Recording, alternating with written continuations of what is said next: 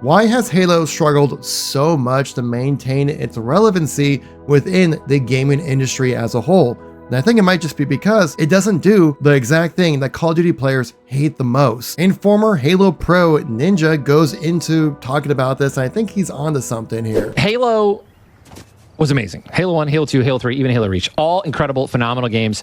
And each game had, what, 3 to 4 years before the next one came out? Right? And now, obviously, it's a former, it's a shell of its former self, for sure, in every way, shape, and form.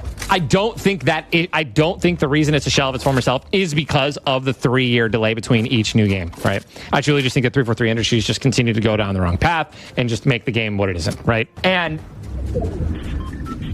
Call of Duty basically feels like it pumps out the same game every year because it has multiple studios working on the next game. Yeah. So, my question is, I guess, or my thought process is is Call of Duty is the reason that Call of Duty is so relevant all the time is because it's always out every year with a quote unquote new game, or is that also what is eventually going to kill it because that it just never actually changes and it's just you know what I mean? I think By the way, shout out to Jake Lucky for posting this on Twitter, guys. Give him a follow. I think Ninja really does touch on some key aspects of why Call of Duty keeps seeing success while Halo continues to struggle. Where back in the day, they were neck and neck, head to head against each other. Even back in the day during Call of Duty 4's development, they referred to the game as the Halo Killer. Clearly, things have changed since then. So this leads to the 5 main reasons I think Ninja was talking about and what Call of Duty has done to maintain its relevancy within the gaming industry as a whole. The 5 reasons being consistent revenue generation with the yearly releases, multiple development studios helping out keep out pumping the product, brand loyalty and engagement, as well as competition and market pressure, which I think is a huge thing,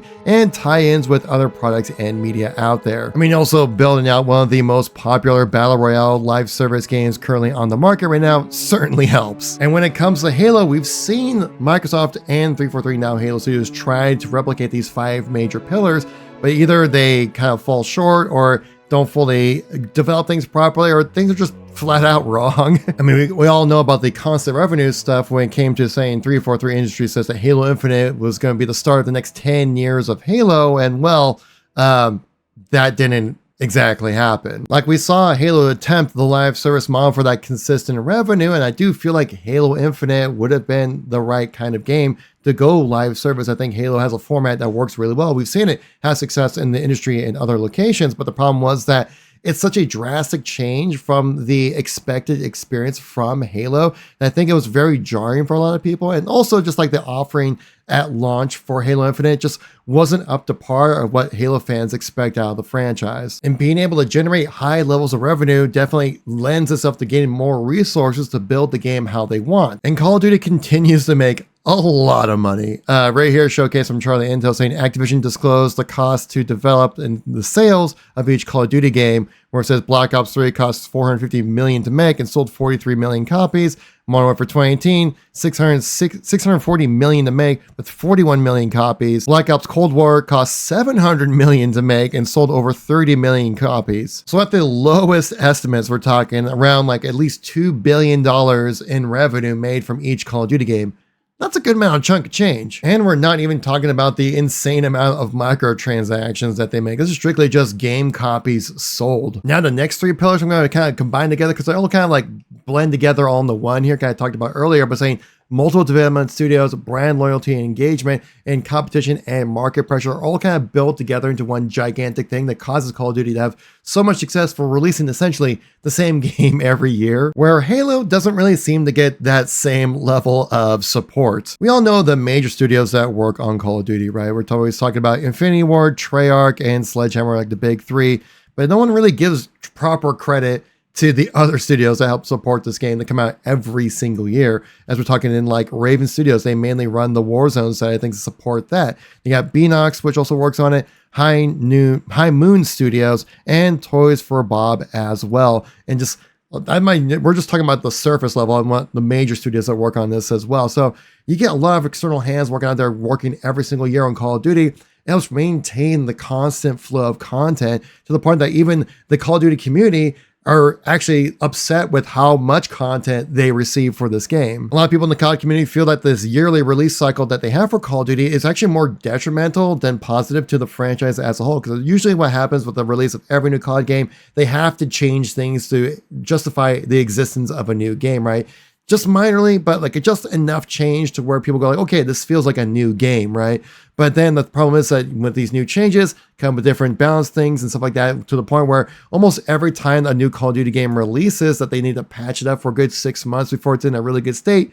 But by that point, the next Call of Duty game is already almost out and the vicious cycle continues. But the thing about yearly releases for Call of Duty is that it puts pressure on the market. It's something that gaming industry creators always have to take in consideration every single year, because everyone knows Call of Duty is going to sell, and it's going to sell very well because they still effectively deliver the same type of product every single year. That developers and other publishers need to work around Call of Duty, knowing that it's always going to be coming around. But again, the thing that keeps it within the discussion of the gaming industry as a whole. It's always something that's on top of mind because it's such a huge game. It's an industry leader in the financial reasons. I mean, whether you like the game or not, it's something you have to think about and kind of keep an eye on in the gaming industry as a whole, because it's one of the most popular games out there every single year. And so that you're always kind of keeping it in mind. You're always looking forward to what's happening next and what is this mega giant going to do next, because it's going to affect the industry as a whole,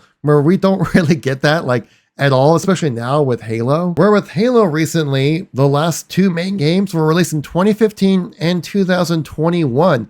That means within the last, 9 years, we've had one game? That's pretty tricky to maintain pressure within the industry and be top of mind as a franchise that's active and healthy and currently being worked on right now, right? Something that's happening within the gaming industry as a whole. And Halo seems to just be taking a massive backseat in the last few years. Like, Halo's been around, but it just hasn't really been around enough. And when your game's relevant, constantly releasing new things, doing new things, being part of the zeitgeist of the industry, you can do crazy collaborations like having the Ninja Turtles part of your game, right? To be part of like the movie promotions and things like that, or other types of promotions. Like recently what's going on right now is having like the ballerina from John Wick added into the game as well, with the recent media coming out for that movie as well.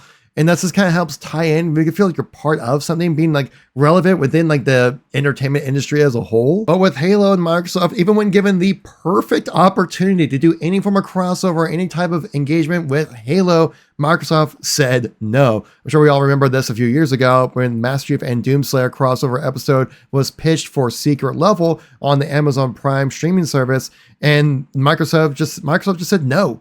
They don't want to do that. Then like the developers and the makers of Secret Level wrote this like super passionate letter saying like, we love Halo. We want to be part of this. We want Halo to be part of like this super viral type of show that was on Amazon Prime. And Microsoft just said no. Like, guys, what are we doing here? And even when we had the opportunity for a true crossover of the Halo TV show, I mean, it was the Halo TV show. Ultimately leading to this gradual decline right here, as we see between comparing Halo and Call of Duty, where Halo was on top in Google Trends. People were searching it way more than Call of Duty.